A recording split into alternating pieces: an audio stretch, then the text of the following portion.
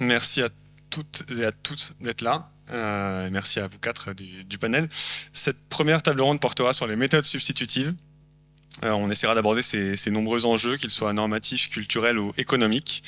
Pour ce faire, on a autour de la table des représentants de la société civile, mais aussi des représentants scientifiques et de l'industrie. Rapide tour de table pour vous présenter. Emeline Goujon. Emeline, vous êtes administratrice du comité scientifique ProAnima. ProAnima est une structure qui promeut les méthodes et technologies non animales pour la recherche biomédicale et les tests toxicologiques. Son objectif est de soutenir et valoriser ces approches en levant les freins réglementaires, financiers et sociaux techniques, tout en sensibilisant les citoyens, décideurs et acteurs économiques. Vous publiez également une revue qui s'appelle la revue Sciences, Enjeux et Santé, et vous financez des projets via le prix Descroix-Vernier Éthique et Sciences, dont vous aurez peut-être l'occasion de nous parler. Bienvenue Emeline. Susanna Gomez, vous êtes vétérinaire et responsable de la formation au sein du FC3R, notamment, mais pas que. Merci d'être là. Le FC3R est un groupement d'intérêt scientifique qui a pour ambition de devenir le centre de référence sur les questions relatives aux 3 R, dont vous pourrez nous parler, à savoir remplacer, réduire, raffiner. Le centre FC3R, qui est relativement récent, a pour objectif d'accompagner les recherches utilisant les animaux à des fins scientifiques et de promouvoir les méthodes alternatives et innovantes. Nous aurons le plaisir de bénéficier de votre expertise scientifique. Benoît Maisonneuve, vous êtes responsable produit au sein de Netri. Netri est une entreprise technologique basée à Lyon, si je ne me trompe pas, qui fournit des tests intelligents basés sur des cellules humaines pour l'acquisition des données précliniques haut débit. J'ai pas compris ma phrase, mais je me dis que vous, oui. Votre startup fournit des solutions d'organes sur puce et des modèles in vitro pour accélérer la découverte de médicaments et des essais précliniques. Donc vous êtes là en tant que représentant de l'industrie. Et enfin, nous avons Elder Constantino, bienvenue Elder, qui est directeur des politiques de recherche au sein de Human Society International, qui est une ONG leader en matière de protection des animaux, au sein de l'Union européenne notamment.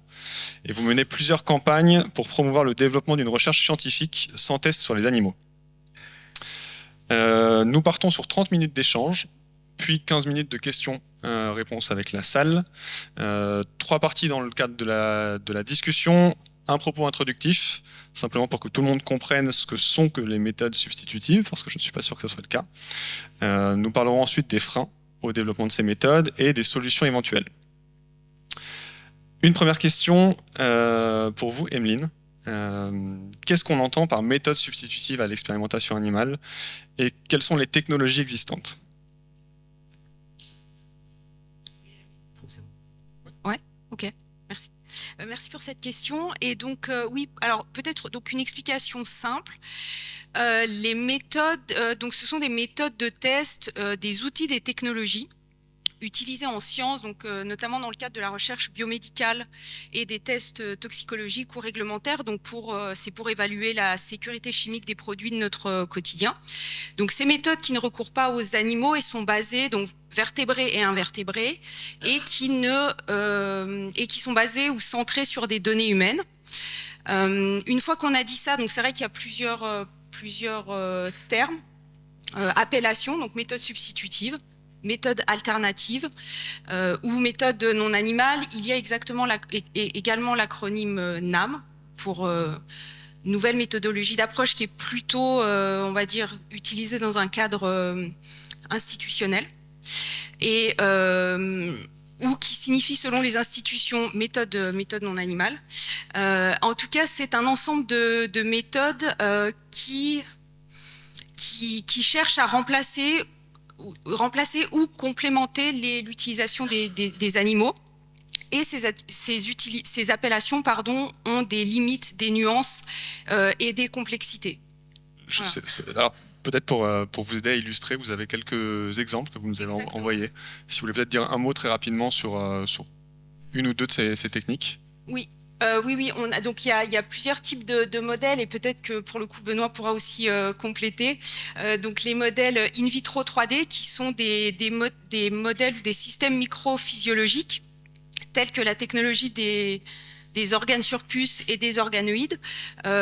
Donc par exemple les organes sur puce sont des dispositifs de la taille d'une clé USB au sein desquels il y a des puits où sont développées des cultures cellulaires en 3D et les organes sur puce reproduisent la physiologie d'un organe de tissu.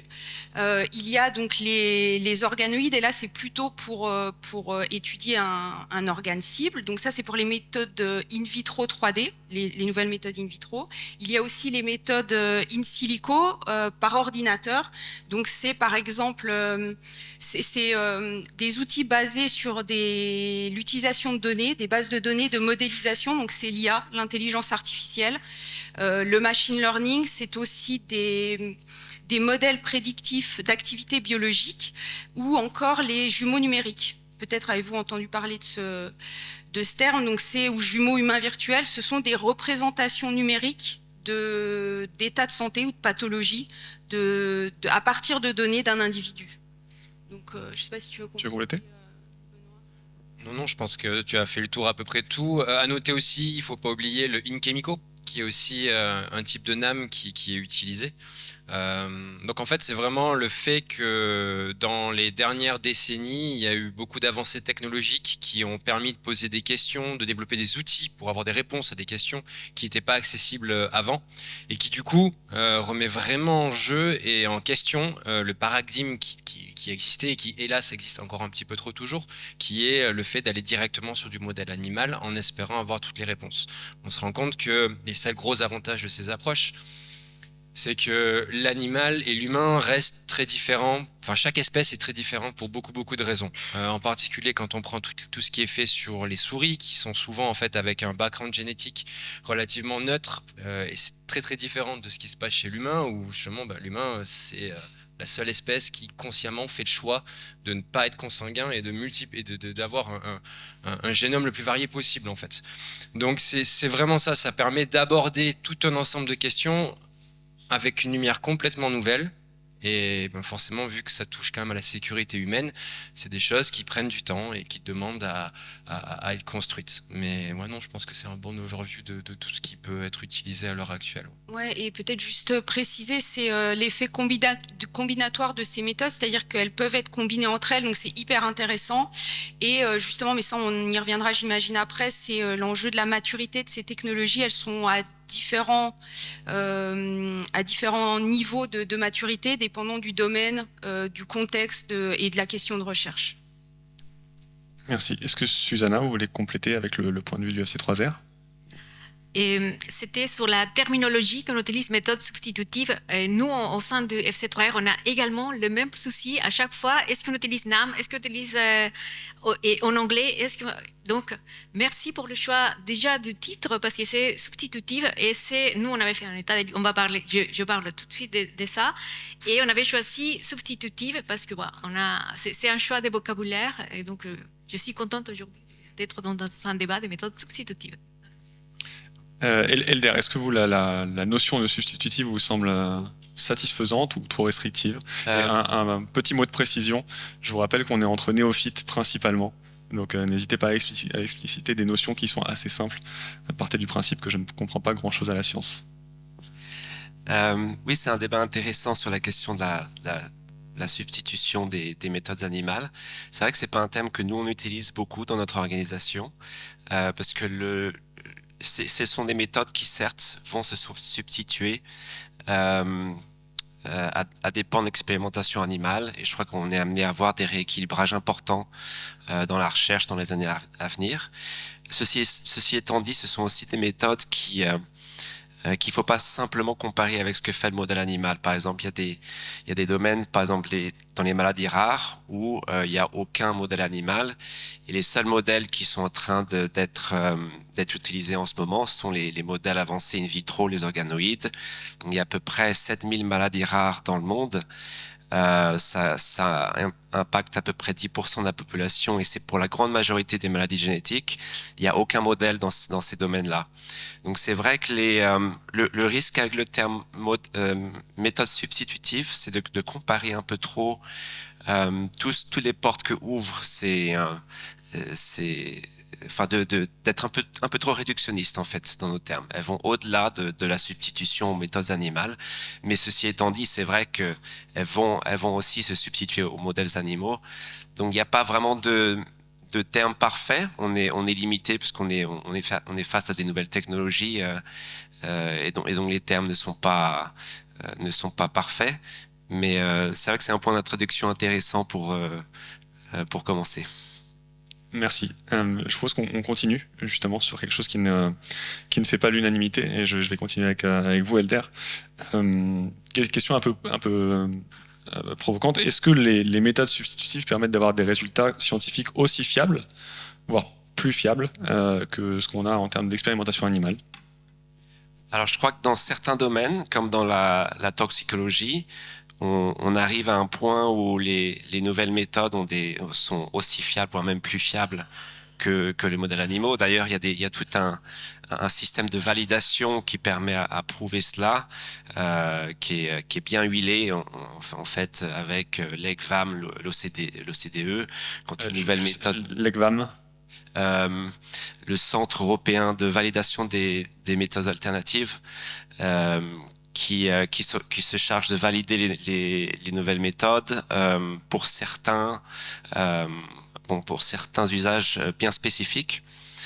Après, pour la recherche biomédicale, en règle générale, c'est vrai que les comparaisons sont un peu difficiles parfois parce que les nouvelles méthodes, comme les organes sur puce, les organoïdes, proposent des données qui sont simplement très différentes de celles du modèle animal, qui sont des données humaines.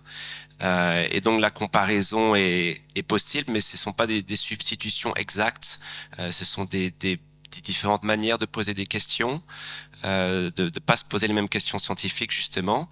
Et ce que ouvrent ces nouvelles méthodes, c'est qu'elles permettent de commencer par l'humain, en fait, de commencer la recherche par la diversité génétique humaine.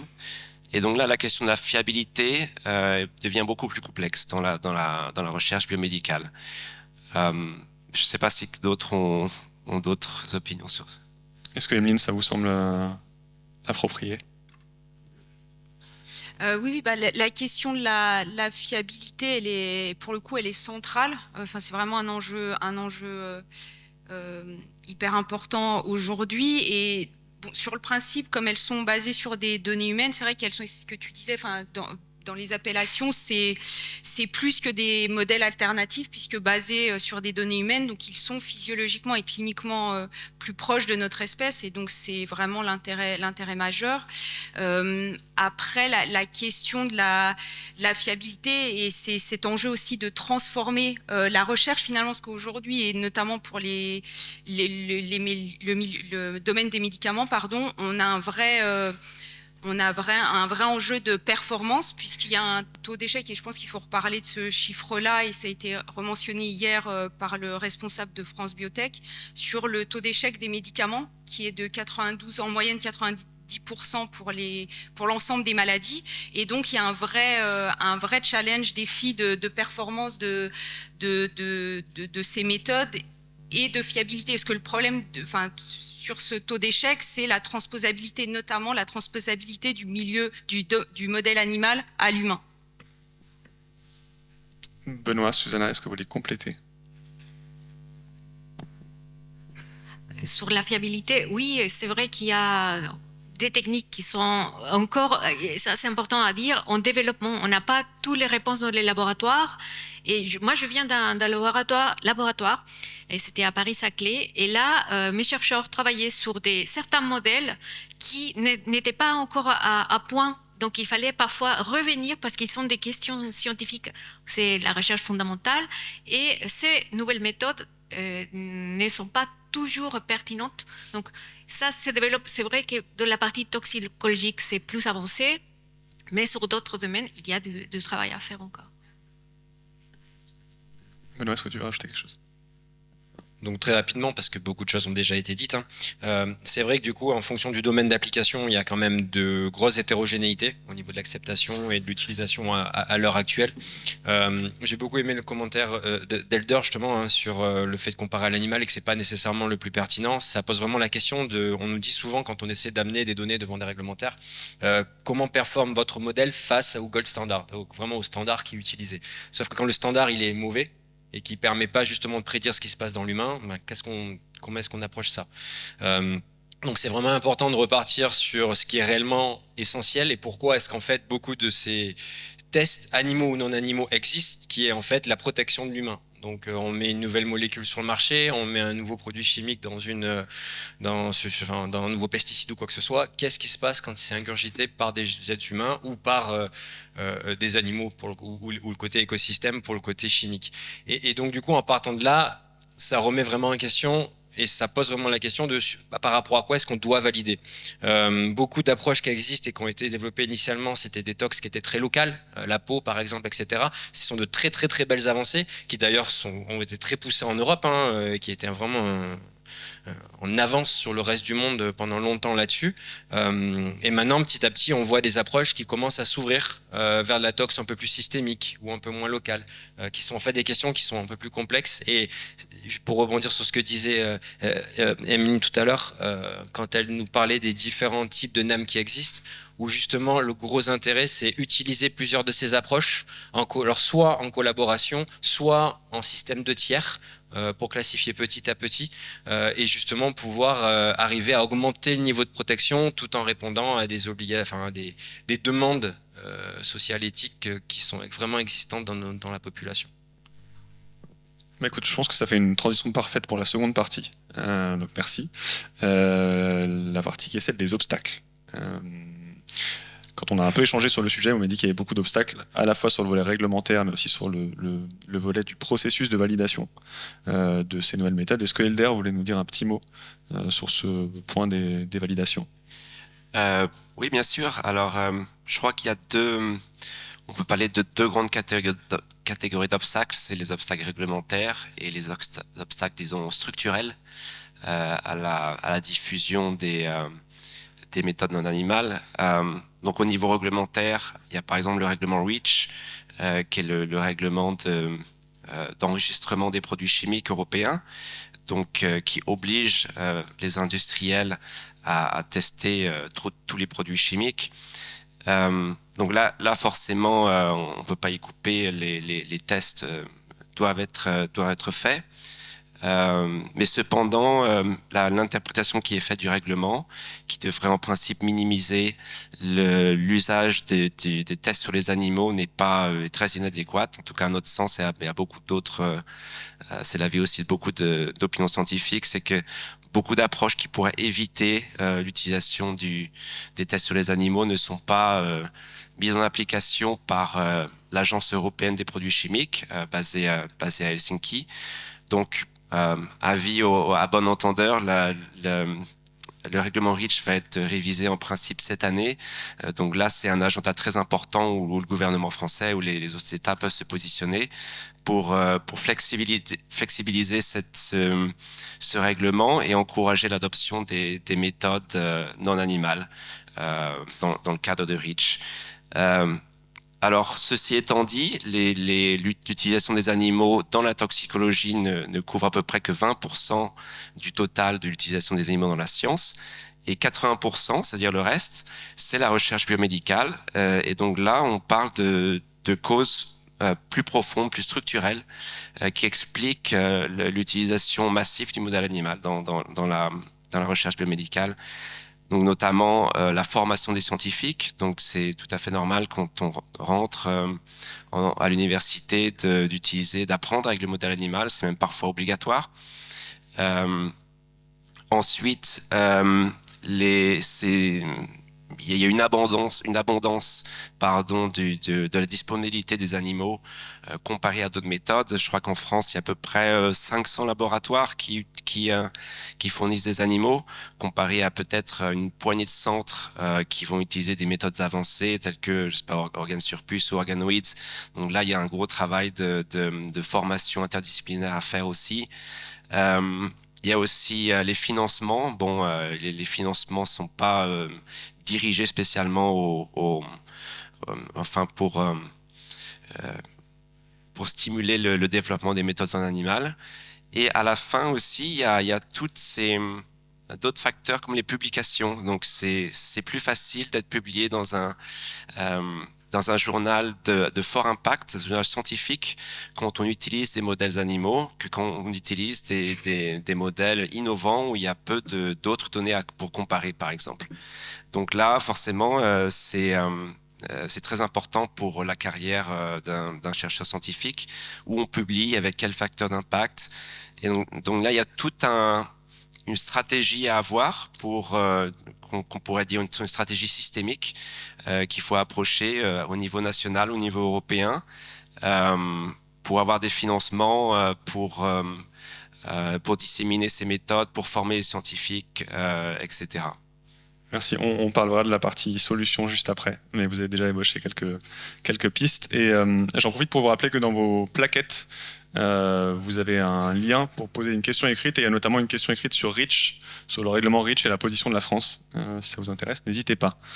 Emeline, un petit mot sur les obstacles, et notamment le volet spécifiquement français. Sur le volet spécifiquement français, en tout cas, et c'est ce qu'évoquait Elder, en fait, donc ça joue quand même beaucoup au niveau européen. Et la difficulté, c'est que il n'y a pas de, et en tout cas, il faut redistinguer les substances réglementées de la recherche fondamentale, comme tu l'as dit.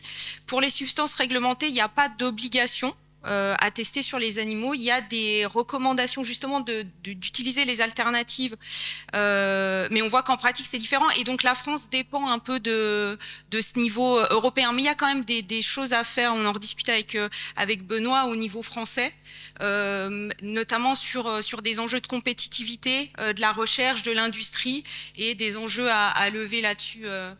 À lever là-dessus. Et c'est vraiment voilà, une coordination à la fois plus ambitieuse, nationale et européenne. Benoît, justement, sur vous qui avez les mains dans le cambouis, en termes d'obstacles, je pense que vous en connaissez un rayon. Alors des obstacles, oui, il y en a toujours. De toute façon, à partir du moment où on veut changer une façon de faire ou un paradigme, c'est toujours compliqué. En particulier, comme on disait, parce que ça touche à la sécurité humaine, et du coup, c'est vrai que on a des fois des personnes un peu difficiles avec qui on échange, mais ce sont des choses qui évoluent quand même, hein. Ça évolue pas mal. Les mentalités, elles évoluent dans le bon sens. Il y a eu de très belles initiatives au point de vue européen, par exemple, mais aussi un peu plus large, pour promouvoir justement ce genre de méthode. Enfin, la Commission européenne est en train de mettre en place une roadmap justement pour essayer de sortir de l'expérimentation animale, etc. Donc, ce sont des moments où il peut y avoir des échanges et des discussions, et surtout où les données qui sortent de ce genre de technologie commencent à être mise en avant, et on se rend compte qu'en effet, on peut avancer avec. Après voilà, je crois que la dernière partie, c'est les solutions, donc je vais pas aller trop loin, parce qu'en fait là, sinon je passe directement sur les choses qui sont en cours. Mais non, des obstacles, il y en a, beaucoup sont dogmatiques. Une partie sont structurelles, c'est vrai, une grosse partie, donc structurelle par rapport aux publications, c'est vrai, donc c'est lié aussi au côté dogmatique, mais structurel aussi au point de vue du financement. Faire une étude de validation d'une nouvelle technologie, c'est quelque chose qui est extrêmement long et qui est extrêmement cher. Et dans le contexte économique actuel, c'est quelque chose que la plupart des développeurs de technologies, justement, ne sont pas forcément en même de supporter. Parce qu'il faut garder en tête que la plupart des structures qui développent ces technologies au niveau industriel ou pour faire des applications commerciales, ce sont des startups, donc des boîtes qui n'ont pas forcément un fonds de roulement extrêmement important. Donc voilà, il y a beaucoup de choses. Après, on verra par exemple au niveau des solutions, justement, il y a des choses qui commencent à se mettre en place. Mais voilà, je pense que j'aime beaucoup la façon dont tu l'as résumé. Réglementaire, une partie qui doit évoluer petit à petit en augmentant la sécurité et en arrivant à convaincre en fait les gens qui font de l'évaluation, et la partie structurelle qui est un vrai travail de fond en fait, où il faut aller au fond des choses et il va falloir prendre le temps de le faire avec les gens et pas en opposition constamment. Merci Benoît. Susanna, un mot peut-être sur les obstacles que vous rencontrez dans ce domaine. Oui, je crois que Elder, il avait très bien répondu, c'est parfait, merci. Sauf que je vais changer les ordres, l'organisation de ces obstacles, parce que nous, on a fait un sondage, une enquête nationale sur la recherche publique, et on a eu 511 réponses. Et nos chercheurs demandent surtout les obstacles principaux pour changer les choses sont les financements. Donc, en deuxième partie, ils ont dit que c'est le partage des ressources et l'organisation au niveau sur le territoire national. Donc, ce sont des choses que le FC3R essaye d'améliorer. Et le troisième obstacle, c'est encore la formation. Il faut savoir que nos chercheurs, ceux qui arrivent dans nos laboratoires, les personnes qui arrivent dans nos laboratoires, sont formés principalement sur des modèles animaux. Moi, récemment, j'ai mangé avec des thésards et ils m'ont dit, Susanna, j'étais formée seulement aux modèles animaux. Je ne savais pas que dans ma formation, il n'y avait que ça. Et donc, moi, je suis responsable de formation. Donc, on essaie de répertorier, cartographier toutes les formations et c'est vrai que ça manque. On a fort besoin de développer des formations sur ces nouveaux modèles. Parfait. Bah, écoutez, ça me permet d'enchaîner sur le volet solutions. Parce que les solutions existent, qu'elles soient réglementaires ou structurelles en termes d'évolution des mentalités, aussi bien dans le domaine de la science que de l'industrie et du coup du volet politique. Voilà, mettons que demain j'ai une baguette magique, quelles solutions vous voyez là qui puissent être mises en place assez rapidement dans vos différents domaines? Peut-être Benoît, tu veux dire un mot et tu veux peut-être parler de ce que vous avez fait hier? Donc du coup, c'est vrai qu'hier, c'était un moment important pour Netri parce que du coup, c'était l'inauguration de notre première usine qui est soutenue du coup par le plan France 2030 et BPI. Du coup, ça, voilà, c'est vrai que pour nous, c'est une des types de solutions en fait qui existent et qui est mis en avant, où on a des fonds qui sont mis en œuvre pour pouvoir aider des structures justement à développer leur capacité industrielle, à pouvoir répondre aux différents besoins, que ce soit au niveau de production, de développement, etc.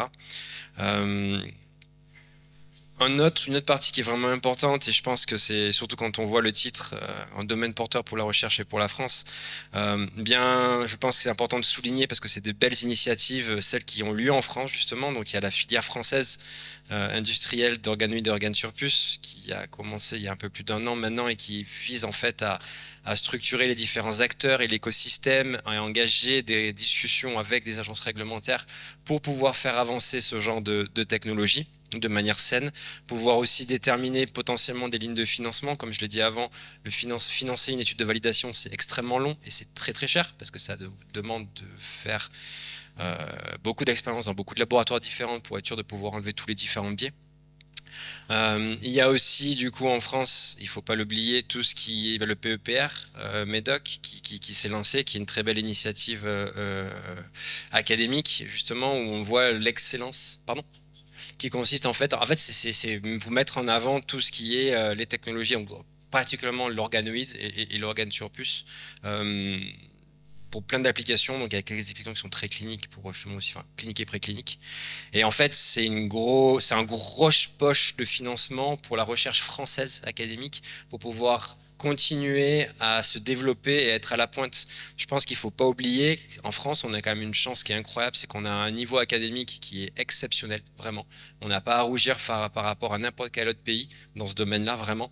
On a un tissu d'écosystème industriel qui se développe et qui est vraiment bien, que ce soit au niveau des petits acteurs, donc des startups et PME qui font du développement et de la production et de l'industrialisation.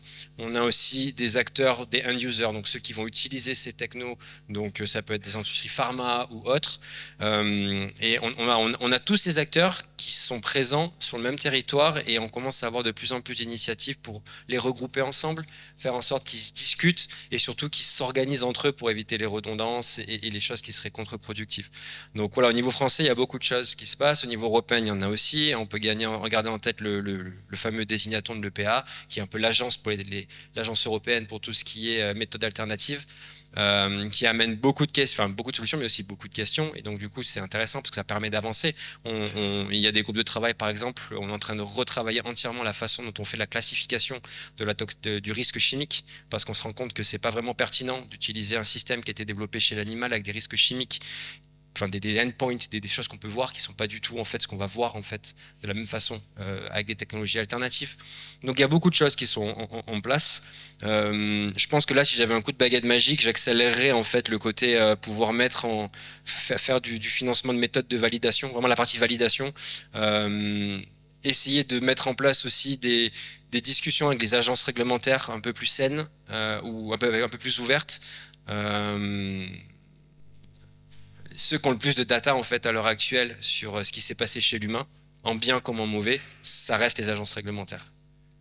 Un développeur de médicaments, il a les datas qui sont liées à son médicament, qu'il a échoué ou qu'il n'ait pas échoué, mais il n'a pas les données qui ont été générées par la molécule de son concurrent ou de son voisin. Les agences, elles ont tout.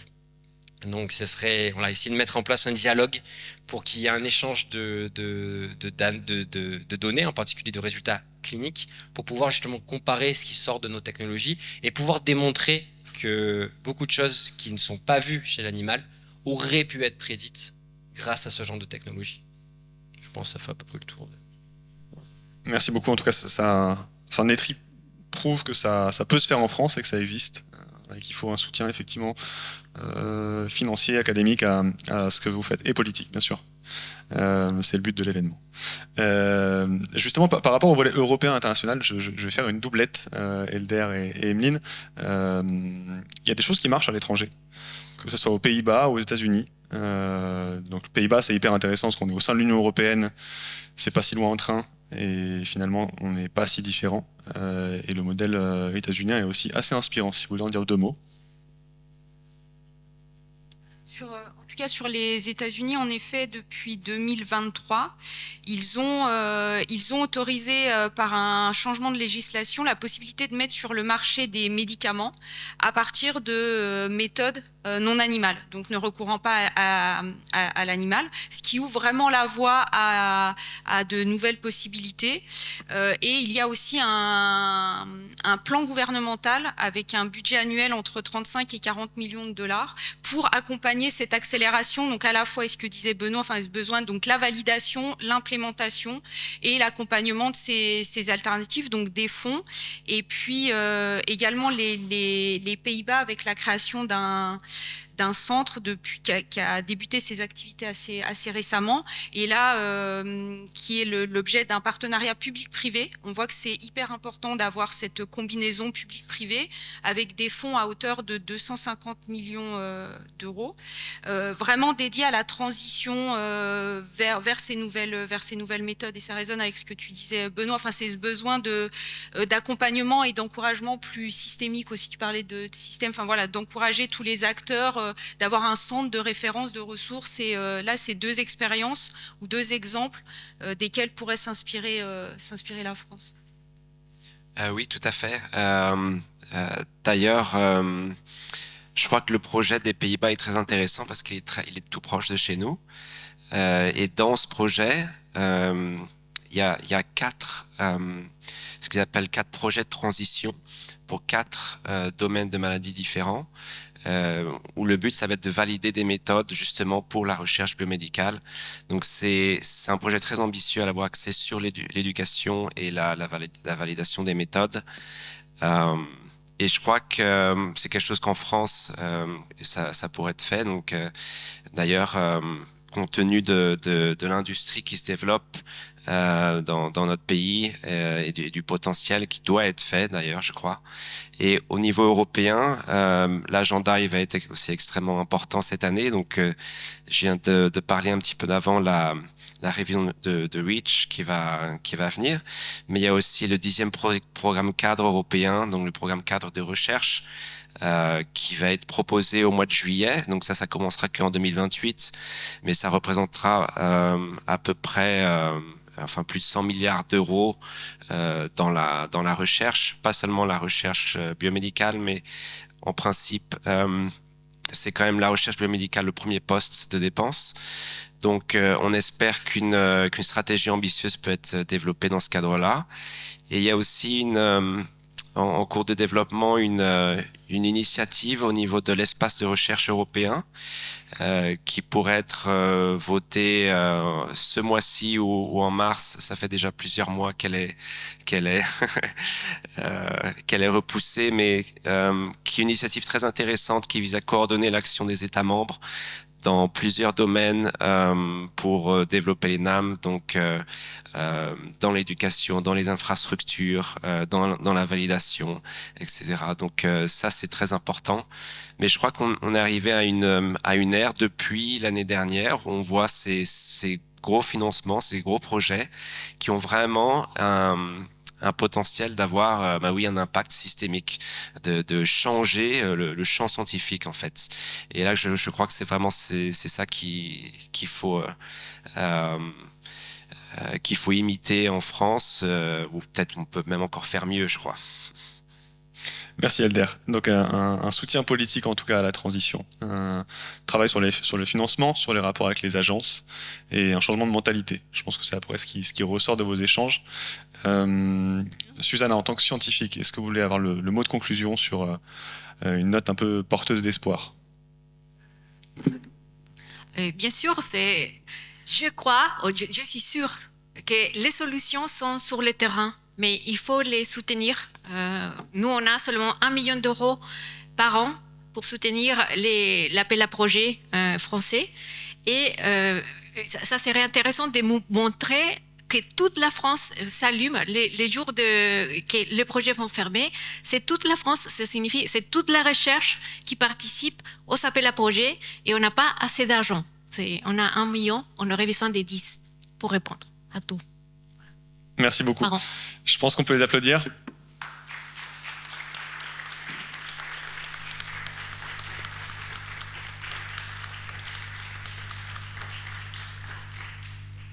Alors, on va passer aux questions. Réponses. Je vous propose qu'on prenne peut-être une salve de 3 premières questions. Alors, levez la main, s'il vous plaît. Bonjour et merci pour cette présentation. Donc, je suis Edine Aristegui, coprésidente du Parti animaliste et adjointe du maire à Montpellier. Alors, nous, au Parti animaliste, on est contre, évidemment, l'expérimentation animale. Mais quand je discute avec certains chercheurs qui sont pourtant favorables aux alternatives, ils disent que bien qu'il y ait des améliorations, on n'est pas encore prêt à faire des médicaments sans expérimentation animale. Donc moi déjà j'aimerais avoir votre retour là-dessus. Et alors j'ai compris que si vous considérez qu'on est prêt, il y a ce règlement REACH qui actuellement oblige d'une certaine manière à faire ces expérimentations. Mais est-ce que vous avez des exemples de médicaments peut-être en dehors de l'Union européenne, du coup, qui aurait été fait sans expérimentation? J'avais lu il y a quelques années que je crois que c'était l'université d'Israël avait fait un anticancéreux justement sans expérimentation animale. Donc ça serait intéressant. Et est-ce que ça existe qu'un organisme recense justement les médicaments qui ont été créés sans expérimentation? Voilà.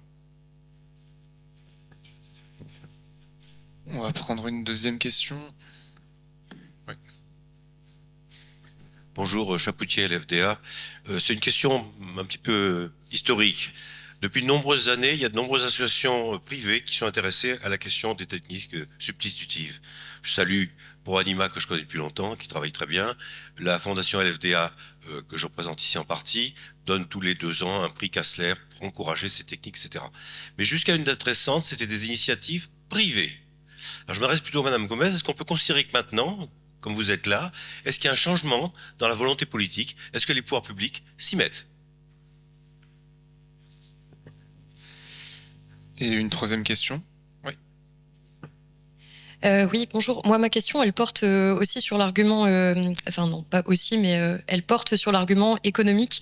Et en fait, j'ai l'impression qu'on a un peu survolé cet argument, mais il n'a pas forcément été abordé la fenêtre d'opportunité économique pour la France de développer en amont aussi des autres pays européens et d'une législation européenne qui a vocation de toute façon à aller plutôt du côté de l'éthique que dans une autre direction. Donc, comment utiliser cette fenêtre d'opportunité? À quel point ça pourrait aussi aider à la réindustrialisation de la France, qui est, ma foi, très mentionnée par les pouvoirs politiques en place.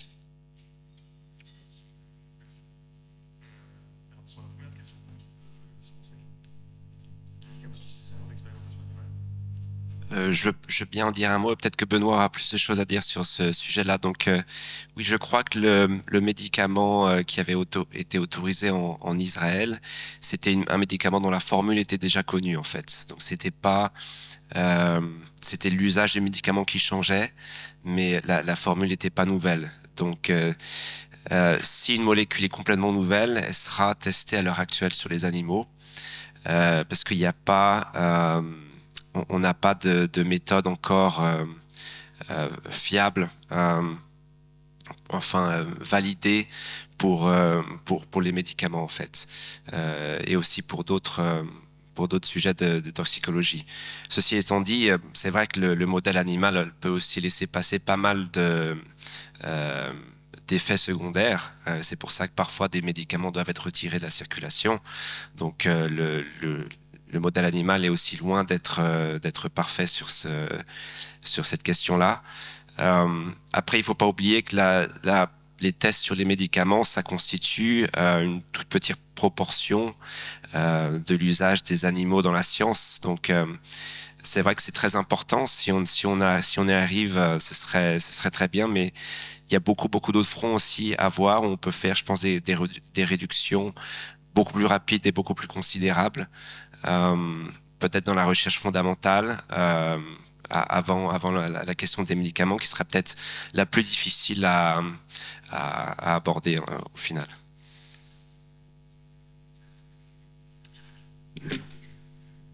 Merci. Juste pour compléter très rapidement, oui, donc il y a eu en fait plusieurs médicaments qui sont arrivés en essai clinique sans expérimentation animale, mais qui ont été beaucoup discutés comme ça, mais comme le disait Elder, ce sont que des médicaments qui avaient déjà passé les phases de sécurité. Donc il y avait déjà eu des essais animaux dessus, il y avait eu souvent une phase 1, voire une phase 2 dans une autre indication. On savait que c'était un produit qui était pas dangereux, et du coup ils l'ont utilisé dans une autre application. Il faut bien garder en tête, quand un réglementaire en pharma en particulier doit faire un jugement sur est-ce que ça peut passer en essai clinique ou pas, il y a deux paramètres qui rentrent en jeu. C'est le rapport bénéfice-risque. À l'heure actuelle, tout ce qui est le parti bénéfice, donc efficacité d'un médicament, c'est déjà utilisé beaucoup sans animaux. Pas que, il y a encore des tests animaux, je vous l'accorde, mais il y a beaucoup de choses qui sont soumises sur ce côté-là aux différentes agences. C'est difficile de vraiment avoir l'état des lieux complet parce que la plupart de ces datas sont confidentielles, les laboratoires en parlent pas forcément. Il y a des initiatives, par exemple il y en a une, européenne, il y avait le kick-off qui était hier et aujourd'hui, dont la France est quand même très impliquée dedans, qui est Namwise, et ce projet européen, un de ses buts, entre autres, qui va sortir là dans la première année, c'est un état des lieux de ce qui a pu être fait au point de vue chimie ou aussi au point de vue pharma, avec des use cases qui ont été mis en place pour essayer d'analyser un petit peu comment est-ce qu'on peut accélérer ça en utilisant des choses qui ont déjà été faites, peut-être de manière ponctuelle ici ou là, que ce soit en Europe ou ailleurs. Mais à l'heure actuelle, c'est clair qu'on n'y est pas encore. Au point de vue sécurité, une agence ne se mettra pas en risque de porte-à-faux ou en risque de mettre la population en danger avec uniquement du non-animal. Ceci étant dit, j'ai pas encore vu d'agence avec qui on ne pouvait pas discuter sur des méthodes non-animales.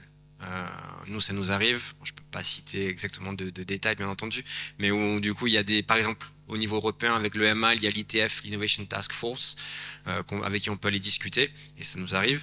On va avec eux, avec une méthode, avec des data, et souvent avec un user, par exemple pharma, qui va étudier, alors nous c'est vrai qu'on fait de l'efficacité, mais aussi beaucoup de tox sur certains domaines, et en disant, mais voilà, nous on voit avec ces tests-là que il n'y a pas de problème sur ça et ça, est-ce qu'on a vraiment besoin de passer sur ça, sur l'essai animal? Donc après, il y a plein de cas particuliers qui sont en train d'être mis en place, mais pour avoir la chose globale, ça va prendre du temps. Pour lier ça justement, parce que c'était vraiment une intéressante question, et je pense que ça peut faire écho à votre question, la troisième, on n'aura pas le temps, je pense, de tout aborder, mais si vous voulez en discuter après, c'est avec plaisir. L'impact financier, il est énorme.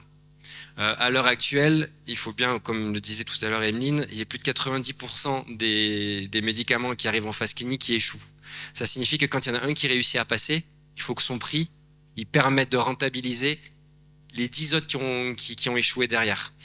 Quand on réfléchit à ce que ça représente, point de vue coût du médicament, mais donc l'impact que ça a en termes de coût au niveau de la sécurité sociale, etc., c'est quelque chose qui est hyper important.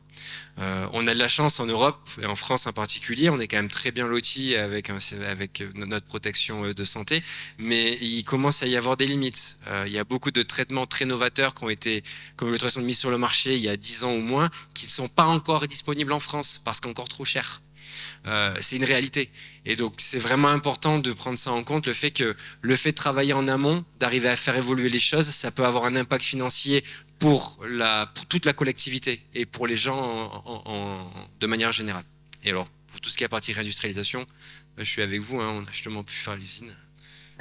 C'est parfait parce que du coup tu encore une fois, tu fais une transition sur le volet compétitivité, parce qu'effectivement, il y a de l'argent à mettre, mais il y a aussi de l'argent à récupérer.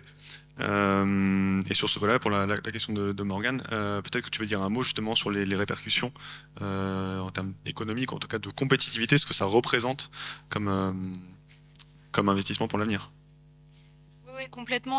En tout cas, il y a quelques rapports qui ont été publiés justement qui chiffrent le marché notamment des organes sur puce, et c'est hyper intéressant à avoir ça en tête avec des estimations, par exemple pour 2032. Donc c'est un marché qui pourrait représenter plus d'1 milliard de dollars. Il y a un autre rapport, donc là ça concerne l'Australie, mais c'est hyper intéressant et c'est vrai que c'est des enjeux économiques mais aussi d'emploi pour 2040. Et là c'est vraiment toute méthode non animale. Donc ça pourrait générer 5000 emplois et pareil une économie d'1 milliard d'ici 2040 en Australie. Et juste pour revenir sur la question des médicaments, et c'est aussi beaucoup, parce que en fait c'est un peu l'image d'un paquebot dans lequel on est. Enfin voilà, c'est un énorme paquebot à bouger et donc pour tourner un peu à gauche ou à droite, ça prend du temps, mais je pense qu'il y a des verrous qui vont sauter. Et il y a l'enjeu finalement de la découverte. Et juste un exemple aussi, donc c'est vrai qu'il n'y a pas eu de médicaments encore mis sur le marché, mais par contre, par exemple, c'est une étude en 2023 a permis de découvrir une nouvelle classe d'antibiotiques, ce qui n'avait pas été le cas depuis 60 ans avec les animaux. Donc il y a vraiment aussi un potentiel sur la découverte de nouveaux médicaments, parce qu'il y a probablement aussi des molécules qui ne sont pas passées parce qu'ils ont échoué chez l'animal, mais qui auraient pu être intéressantes pour l'humain. Donc voilà. Super, merci. Susanna, le changement politique, est-ce qu'on y est? Bien sûr. Bonjour, Monsieur Chapoutier. J'admire Monsieur Chapoutier. C'est un idole. C'est partagé par tout le monde. Et la réponse est, bien sûr, ça change. Voilà. La preuve, c'est ici. Je suis ici. Donc, on a un centre 3R avec on est des fonctionnaires et on a une mentalité différente et on voit nos tutelles qui essayent aussi d'échanger les choses. On a un soutien fort et de plus en plus des chercheurs aussi. On le voit au niveau national. Des gens, il y a 2 ans, je contactais plein de collègues. Est-ce que vous voulez former un réseau des gens qui en formation sans animaux? Ah non, Susanna, je ne peux pas faire ça parce qu'après... Et aujourd'hui, c'est le cas. On m'a appelé, oui, on y va, on forme ces réseaux. Donc, il y a des choses qui sont en train d'échanger et ça se voit partout. Par contre, c'est vrai qu'historiquement, on a eu pas mal des problèmes. On a on dirait une réticence, un frein. Mais ce sont des personnes qui aujourd'hui partent à la retraite, moi je dirais ça, avec des collègues qui parfois nous disaient non, il faut pas parler de ça, on va pas mettre ces informations-là sur les 3R, non. Et tous ces gens sont partis à la retraite et on a une nouvelle génération des chercheurs, des personnes plus jeunes. Ici, ça se voit aussi. Ici, on a que des gens. Donc ça fait plaisir et les choses sont en train d'échanger, mais c'est également lié à ça. Super, merci beaucoup. Est-ce qu'on a le temps pour... Oui. On a une question de la députée Anne Stambach-Terre Noire. Bonjour à toutes et à tous, donc Anne Stambach-Terre Noire, députée La France Insoumise, Nouveau Front Populaire. Alors tout d'abord, je vous prie de potentiellement m'excuser d'avance que j'ai raté le début de la table ronde. Donc vous avez peut-être déjà répondu à cette question, mais en tant que responsable politique, quand on essaie de faire avancer les choses, que ce soit par des amendements, des propositions diverses, sur la question justement d'aller vers des méthodes substitutives et s'éloigner des méthodes animales, on a régulièrement des réactions de scientifiques, y compris de bonne volonté, j'ai envie de dire, qui disent mais vous vous rendez pas compte, on peut pas faire autrement. Et donc du coup pour moi ça pose vraiment la question de la formation en fait des chercheurs d'une manière générale. Et donc voilà, c'était le sens de ma question. Quel est l'état en fait de la formation initiale des chercheurs en France? Est-ce que la question des méthodes substitutives est enseignée? Est-ce que ça avance dans ce sens-là? Est-ce qu'il y a des secteurs peut-être qui sont plus avancés que d'autres? Et est-ce que vous voyez justement un mouvement qui va dans ce sens-là? Et si c'est pas le cas, est-ce que vous avez des pistes pour faire en sorte que ça avance? Merci. Qui veut se lancer? Oui, ça c'est une très bonne question. Personnellement, je crois que si on veut changer les choses, il y a un proverbe chinois, si tu veux changer les choses, développe-les à long terme. Et si tu veux changer à court terme, plante du riz. Et donc, pour changer les choses, il faudrait former les nouveaux chercheurs. Et il y a des formations, mais c'est encore, on dirait, à l'état d'embryon, grâce aux différents GDR qui développent des formations. Mais moi, je suis chargée de la formation au FC3R, donc je regarde tout, je balaye tout, je contacte tout le monde, et on n'a pas assez de formations. On est très loin de ça. Il faudrait déjà, au niveau des masters, les gens qui entrent dans les écoles doctorales, s'assurer que les méthodes substitutives sont enseignées, mais ce n'est pas encore le cas. Il faudrait un plan massif de formation afin d'échanger et aller vers des nouvelles générations qui connaissent le modèle. Mais actuellement, par exemple, les gens Tessar qui sont dans nos labos, la plupart ne sont pas formés à des méthodes non animales. Donc oui, il y a un cap important à faire. Et par contre, oui, sachant qu'on a des politiciens ici sur place, ça serait important de consulter toujours les chercheurs, essayer de faire les choses avec eux, avec l'avis des scientifiques, pas toutes seules dans vos coins ou avec les associations. Essayez de compter avec des chercheurs pour vous accompagner, vous aider, vous guider, parce que parfois des propositions sont plus cohérentes et les chercheurs vont vous croire s'ils ont été consultés. Voilà, merci. Est-ce que vous voulez rajouter un mot sur ce volet-là? Peut-être juste et de ce que vous dites sur le besoin de collaborer, c'est cet enjeu de transversalité en fait, autant sur le point de la formation parce que c'est des modèles quand même très complexes, à la fois sur les données du in vitro, donc il y a vraiment besoin de transversalité et à la fois dans tous les acteurs finalement dans la formation, mais aussi pour construire cette coordination.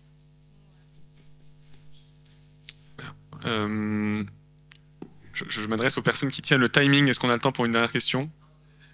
C'est bon. Voilà. Parfait. Bah, écoutez, on peut les remercier.